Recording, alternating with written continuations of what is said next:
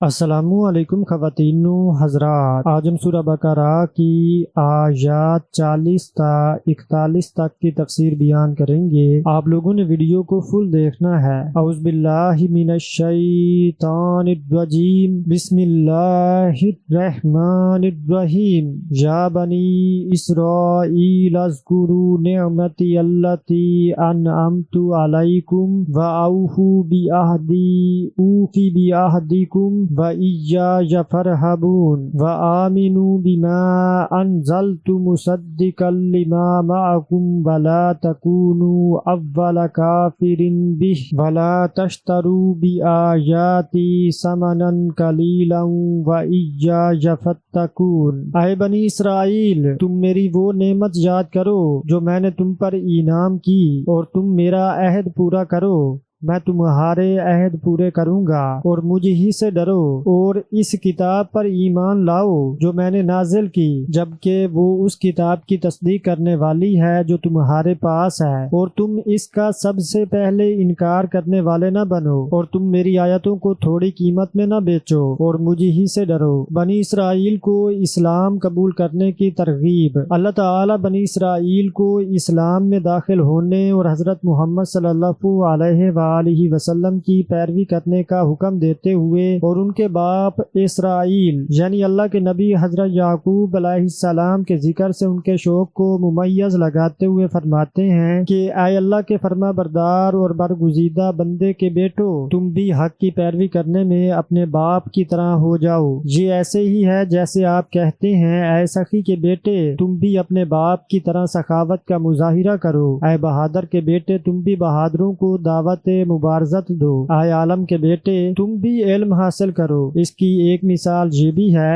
جیسے اللہ تعالی نے فرمایا ہے، اے ان لوگوں کی اولاد جن کو ہم نے نوح کے ساتھ کشتی میں سوار کیا تھا، بے شک نوح ہمارے شکر گزار بندے تھے۔ اسرائیل یعقوب علیہ السلام کا لقب ہے۔ اسرائیل سے مراد حضرت یعقوب علیہ السلام ہے، اور اس کی دلیل وہ حدیث ہے جسے ابو داؤد طیالسی نے عبداللہ بن عباس رضی اللہ تعالی عنہما سے روایت کیا ہے کہ یہودیوں کی ایک جماعت نبی صلی اللہ علیہ وآلہ وسلم کی خدمت میں حاضر ہوئی تو آپ نے فرمایا، کیا تم جانتے ہو کہ اسرائیل یعنی یعقوب علیہ السلام ایک مرتبہ شدید بیمار ہوئے؟ اس لمبی حدیث کے اثناء میں انہوں نے جواب دیا، ہاں ہمیں معلوم ہے۔ تو آپ صلی اللہ علیہ وآلہ وسلم نے فرمایا، اے اللہ تو ان کے خلاف گواہ ہے۔ امام طبری نے عبداللہ بن عباس رضی اللہ تعالی عنہما سے روایت کیا ہے کہ اسرائیل کے معنی ہیں عبداللہ، یہودیوں پر اللہ کے انعامات۔ ارشاد باری تعالی، اذکروا نعمتی التی انعمت علیکم، میرے وہ احسان یاد کرو جو میں نے تم پر کیے تھے، کے بارے میں مجاہد فرماتے ہیں کہ اللہ تعالیٰ کی ان پر ایک نعمت تو یہ ہے جس کا یہاں ذکر فرمایا، اور اس کے علاوہ ان پر یہ احسان فرمایا کہ ان کے لیے پتھر سے پانی نکال دیا، آسمان سے من و سلوہ نازل کیا، اور آل فرعون کی غلامی سے انہیں نجات بخشی۔ ابو العالیہ کہتے ہیں کہ ان پر اللہ تعالیٰ کی نعمت یہ تھی کہ اس نے ان میں سے انبیاء اور رسول بنائے اور ان پر کتابیں نازل فرمائیں، جیسا کہ موسیٰ علیہ السلام نے بھی ان سے کہا تھا، اے میری قوم، تم پر اللہ نے جو احسان کیے ہیں ان کو یاد کرو کہ اس نے تم میں پیغمبر پیدا کیے اور تمہیں بادشاہ بنایا، اور تم کو اتنا کچھ عنایت کیا کہ جہان والوں میں سے کسی کو نہیں دیا، یعنی ان کے زمانے میں کسی اور کو اس طرح عنایت نہیں کیا۔ محمد بن اسحاق نے ابن عباس رضی اللہ تعالی عنہما سے روایت کیا ہے کہ جب میں نے تمہیں اور تمہارے آباء و اجداد کو فرعون اور اس کی قوم سے نجات دی تو تم پر میرا یہ ایک بہت بڑا احسان تھا،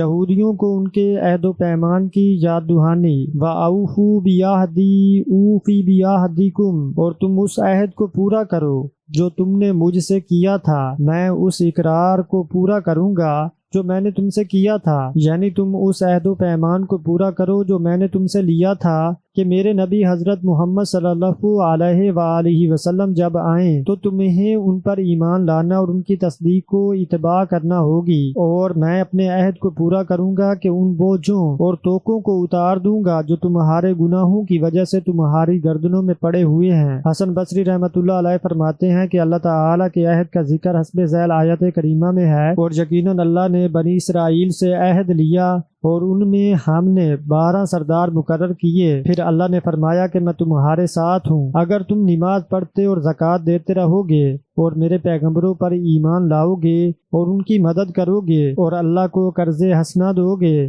تو میں تمہارے گناہ دور کر دوں گا اور تم کو بہشتوں میں داخل کروں گا جن کے نیچے نہریں بہہ رہی ہیں۔ پھر جس نے اس کے بعد تم میں سے کفر کیا وہ سیدھے رستے سے بھٹک گیا۔ دیگر کئی مفسرین نے لکھا ہے کہ اس سے مراد وہ عہد و پیمان ہے جو اللہ تعالیٰ نے ان سے تورات میں لیا تھا کہ وہ عن قریب بنی اسماعیل میں ایک عظیم الشان نبی مبعوث فرمائے گا جس کی تمام اقوام عالم کو اطاعت کرنی چاہیے۔ اس سے مراد حضرت محمد صلی اللہ علیہ وآلہ وسلم ہیں۔ جو ان کی اطاعت کرے گا اللہ تعالیٰ اس کے گناہ معاف فرما دے گا، اسے جنت میں داخل کرے گا اور اسے دگنا اجر و ثواب عطا فرمائے گا۔ امام رازی نے نبی اکرم صلی اللہ علیہ وآلہ وسلم کے بارے میں انبیاء کرام علیہم السلام کی بہت سی بشارتیں بھی ذکر کی ہیں۔ ابو العالیہ فرماتے ہیں کہ اللہ تعالیٰ کے اپنے بندوں کی طرف عہد سے مراد دین اسلام ہے اور عہد کو پورا کرنے سے مراد یہ ہے کہ وہ اس دین کی پیروی کریں۔ ضحاک میں ابن عباس رضی اللہ تعالیٰ عنہما سے روایت کیا ہے، اوفی بعہدکم سے مراد یہ ہے کہ میں تم سے راضی ہو جاؤں گا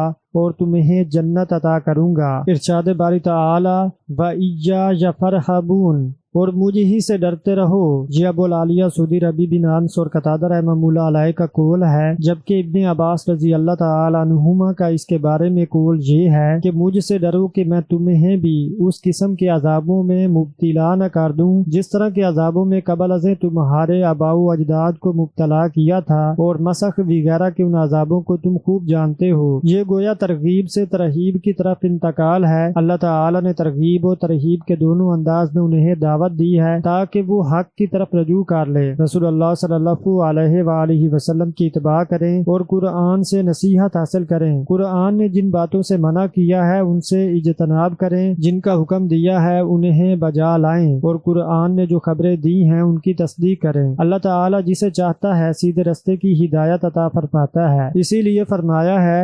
وَآمِنُوا بِمَا أَنزَلْتُ مُصَدِّقًا لِمَا مَعَكُمْ، اور جو کتاب میں نے اپنے رسول محمد صلی اللہ علیہ وآلہ وسلم پر نازل کی جو تمہاری کتاب تورات کو سچا کہتی ہے اس پر ایمان لاؤ۔ اس سے مراد قرآن مجید ہے جسے اللہ تعالیٰ نے نبی امی رسول عربی بشیر و نذیر اور سراج منیر حضرت محمد صلی اللہ علیہ وآلہ وسلم پر نازل فرمایا ہے، جو اللہ تعالیٰ کی طرف سے برحق کتاب ہے اور یہ سابقہ آسمانی کتابوں تورات و انجیل کی بھی تصدیق کرتی ہے۔ ابو العالیہ رحمۃ اللہ علیہ فرماتے ہیں کہ اس کے معنی یہ ہیں کہ اے اہل کتاب، تم اس کتاب پر ایمان لاؤ جسے میں نے نازل کیا ہے، اور یہ کتاب تمہاری کتابوں کی بھی تصدیق کرتی ہے، اور تمہاری کتابوں تورات و انجیل میں بھی یہ لکھا ہوا ہے کہ محمد صلی اللہ علیہ وآلہ وسلم اللہ کے نبی ہیں۔ وَلَا تَكُونُوا أَوَّلَ كَافِرٍ بِهِ، ابن عباس رضی اللہ تعالی عنہما فرماتے ہیں کہ اس کے معنی یہ ہیں کہ تم اس سے منکر